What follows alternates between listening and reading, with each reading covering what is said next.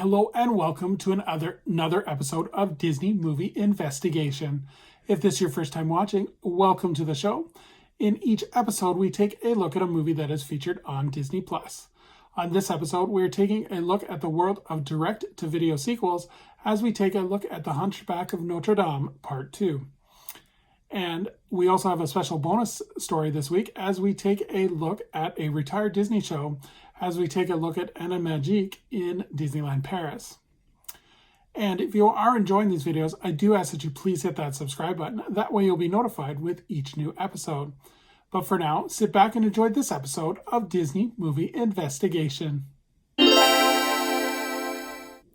So like I said, today we are covering The Hunchback of Notre Dame 2. This movie was released on direct-to-video DVD. It was released on March 19th, 2002. It was directed by Bradley Raymond. The screenplay was by Flip Cobbler, Cindy Marcus, and Julie Sebo. The production companies were Walt Disney Pictures, Walt Disney Animation Japan, Walt Disney Television Animation, and it was distributed by Walt Disney Home Entertainment. In terms of the production, these direct-to-video sequels were a staple of the 90s, early 2000s, and this one was no exception. In terms of the cast, we have Tom Hughes, who plays Quasimodo, Jennifer Love Hewitt, who does the voice of Madeline, Michael McKean, who does the voice of Sarakush, Demi Moore as the voice of Esmeralda, Kevin Kline as the voice of Phoebus, Haley Joe Osment as the voice of Zephyr, Jason Alexander as the voice of Hugo, and April Winchell as the voice of Lady Debune. In terms of the plot, now that Frollo is gone, Quasimodo rings the bell with his help of his new friend and Esmeralda and Phoebus' little son, Zephyr.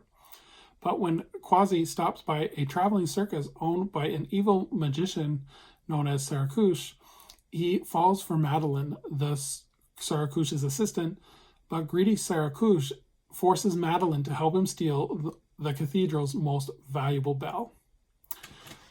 So in terms of trivia, this film was announced on August 21st, 2000, with a release date of August 28th of 2001, but it was pushed back to be released at the same time and the anniversary of the original film. Jennifer Love Hewitt would also write and perform a song for the closing credits titled I'm Going to Love You. In terms of recommending this movie, I appreciate this movie for what it is. It continues with the story and it allows Quasimodo to find someone who loves him, and it doesn't seem all that forced. It's not within the realm of possibility that Madeline would fall in love with Quasimodo, as there's several scenes that are developing the character as well as they naturally build that bond together. I do like the performance of Jennifer Love Hewitt, as it comes off as sincere and natural. The movie unfortunately does feel like a TV special, as it's the whole movie is only just over an hour long, and they could have extended it, giving more scenes for Esmeralda and Phoebus, as they're not in the movie very much, other than a couple scenes. There's this little storyline that's kind of threaded very loosely about how Phoebus is not trusting the circus people, and Esmeralda gets upset because it's like, well, you're assuming that they're like gypsy folk are all evil or like all crooks, but it could have been developed into a lot more.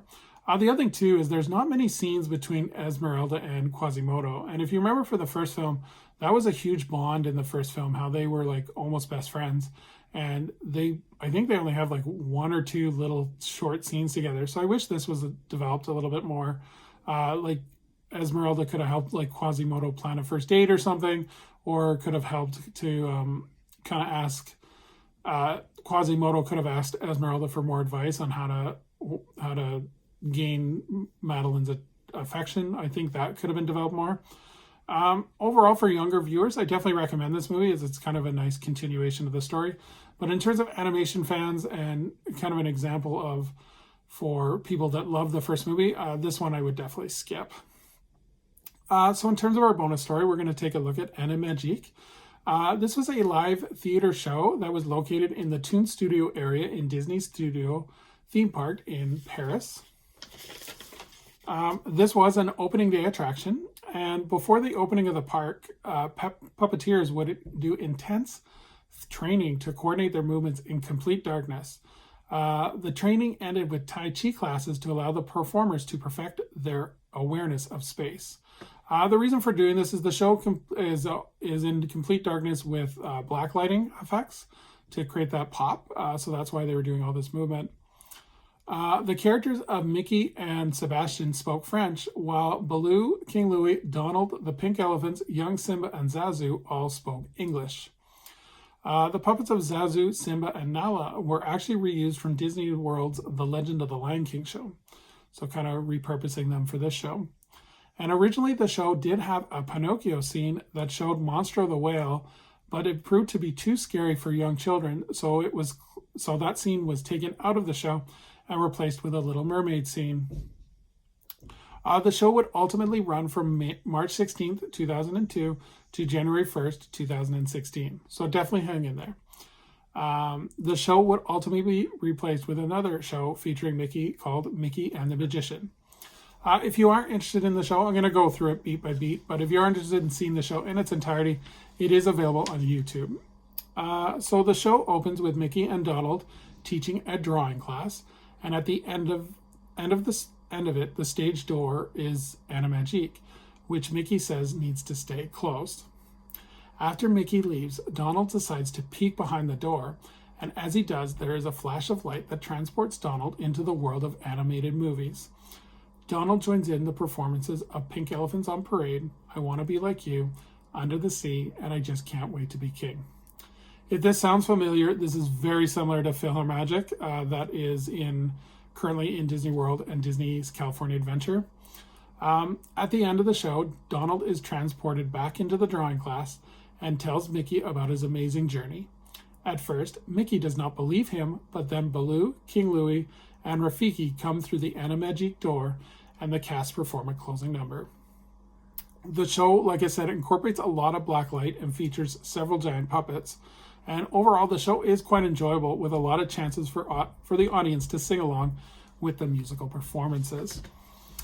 So that's going to do it this week on Disney Movie Investigation. So thank you so much for joining us.